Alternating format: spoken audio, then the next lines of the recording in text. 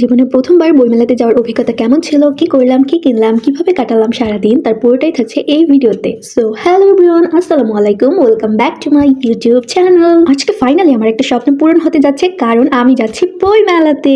আমি গত 5 বছর ধরে বলছি আমাকে বইমেলায় নিয়ে চলো নিয়ে চলো নিয়ে চলো। আমার ফ্যামিলি কেউই রাজি হচ্ছে না, কারোরই কোনো সময় হচ্ছে না আমাকে নিয়ে বইমেলায় যাওয়ার জন্য। তো আজকে ফাইনালি আমার ফ্যামিলির সময় হয়েছে আমাকে বইমেলা থেকে ঘুরিয়ে আনার জন্য। এই জন্য আমি খুব এক্সাইটেড, আর আমি এখানে শাড়ি পরে রেডি হয়ে নিয়েছি, কারণ আমার স্বপ্ন ছিল যেদিন আমি প্রথম বইমেলায় যাবো আমি অবশ্যই শাড়ি পরবো। বাই দ্য ওয়ে, আজকে কিন্তু বইমেলায় যাচ্ছে আম্মু আর আমি। বইমেলা যেহেতু 3টায় শুরু হয়, আমাদের রেডি হওয়ার কথা ছিল 2টায় এবং বের হওয়ার কথা ছিল 2টাতে, কিন্তু আমাদের এখানে রেডি হতে হতে 4টা বেজে যায় এন্ড আমরা 4:30 বাজে বাসা থেকে বের হই বইমেলায় যাওয়ার জন্য। আর এই জন্য বইমেলায় পৌঁছাতে পৌঁছাতে আমাদের সন্ধ্যা হয়ে যায়। ভেবেছিলাম দিনের বেলায় সূর্যের আলোতে কিছু সুন্দর সুন্দর শট নেবো, কিন্তু তার হয়ে ওঠেনি, কারণ আমাদের এখানে পৌঁছাতে পৌঁছাতে সূর্য প্রায় অস্ত যাচ্ছে। তো কিছুই করেনি। আর ওখানে গিয়ে আমি যে সুন্দরভাবে একটু ভিডিও শুট করবো সেটাও পারছিলাম না। আমার কেমন যেন একটা লাগছিল, ক্যামেরা বের করতে একটু কেমন কেমন যেন লাগে। বইমেলাতে আমরা মেইনলি ঢুকেছিলাম পেছনের গেট দিয়ে, যার কারণে শুরুতে আমাদের চোখে পড়ে অনেক অনেক খাবারের স্টল। এখানে পিঠা, হাঁসের মাংস, লুচি, মিষ্টি সব ধরনের খাবারের আইটেমে ছিল। তারপর আমরা যত সামনে গেলাম তত বইয়ের স্টল গুলো বাড়ছিল। বইমেলায় যাওয়ার অভিজ্ঞতা সত্যি অনন্য। এখানে এত এত বইয়ের স্টল ছিল যে আমরা সবগুলো স্টল ঘুরে দেখতে পারিনি এন্ড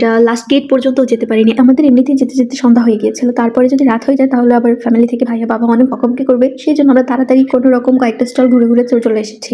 এখানে আম্মুকে আমি ফুল কিনে দিচ্ছি, মানে আম্মু আমাকে ফুল কিনে মানে দুজনকে ফুল গিফট করলাম। যাই হোক, তারপর আমরা আবার স্টলে ফিরে গেলাম। আমরা ঘুরে ঘুরে দেখছিলাম কি বই কেনা যায় কি বই কেনা যায়। এখানে আমার একটা ভুল হয়ে গিয়েছে, কারণ আমার আগেই অ্যানালাইজ করে যাওয়া উচিত ছিল যে আমি এই বইটা কিনবো, এই বইটা বেস্ট, অ্যান্ড আমি ওখানে গিয়ে যাতে নামটা বলতে পারি আমার এই বইটা চাই। কিন্তু আমি তো আগে থেকে কোনো অ্যানালাইজ করিনি, এই জন্য আমি কোন বইটা কিনবো এটাও সিলেক্ট করতে পারছিলাম না। ওখানে গিয়ে হজবরল অবস্থা আমার, কি কিনবো।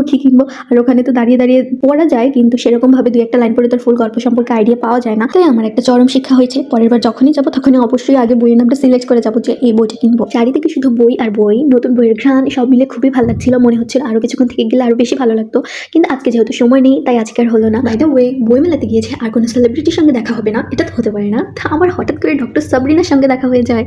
অ্যান্ড তারপর আমি অপেক্ষা এই বইটা দেখছিলাম, কারণ এটা হুমায়ুন আহমেদ স্যারের লেখা অ্যান্ড এর কালারটা আমার শাড়ির কালারের সঙ্গে মিলে গেছে, এই জন্য আমি এই বইটা বিসমিল্লাহ বলে কিনে ফেলি। আমার মতো পাঠক থাকলে আর কি লাগে, মানে আমি ড্রেসের কালারের সঙ্গে ম্যাচ করে বই কিনছি, কি অ্যাস্থেটিক ব্যাপার সাথে, তাই না? যাই হোক, আর কিছু বই কেনার খুব ইচ্ছা থাকলেও কেনা হয়নি, কারণ আমার কাছে পর্যাপ্ত সময়টুকু ছিল না যে আমি আবার ঘুরে ঘুরে বইগুলো দেখবো আর কোন বইটা ভালো সেটা কিনবো। তারপর আমরা খাবারের স্টল থেকে হাঁসের মাংস লুচি অর্ডার করি। এখানে আমাকে যদি বলা হয় খাবার কেমন ছিল, 0-0-0, একদমই ফালতু ছিল। তারপর আমরা খাওয়া দাওয়া শেষ করে মেলা থেকে বের হয়ে যাই। বইমেলায় শুধু বই কেনার জায়গা না, এটা একটা আবেগের জায়গা, অনুভূতির জায়গা, বিচিত্র অভিজ্ঞতা সঞ্চারের জায়গা। অ্যান্ড আমার এখানে প্রথমবার গিয়ে খুবই ভালো লেগেছে, আর আমি আবার 100 বার 1000 বার যেতে চাই। হাতে সময় নিয়ে যেতে চাই, বই সিলেক্ট করে যেতে চাই, যাতে আমার অভিজ্ঞতাটা আরো সুন্দর হয়। নতুন বই আর হৃদয় ভরে আনন্দ নিয়ে ফিরলাম বাড়ির পথে। ক্লান্তি থাকলেও মনটা ছিল ভরে যাওয়ার মতো আনন্দে ভরপুর। নতুন বইটা দেখে বারবার মনে হচ্ছিল আগামী কিছুদিন এই বইটা পড়ে পড়ে আমার সময় কেটে যাবে, বইয়ের জগতে ডুবে থেকে আমার সময় কেটে যাবে।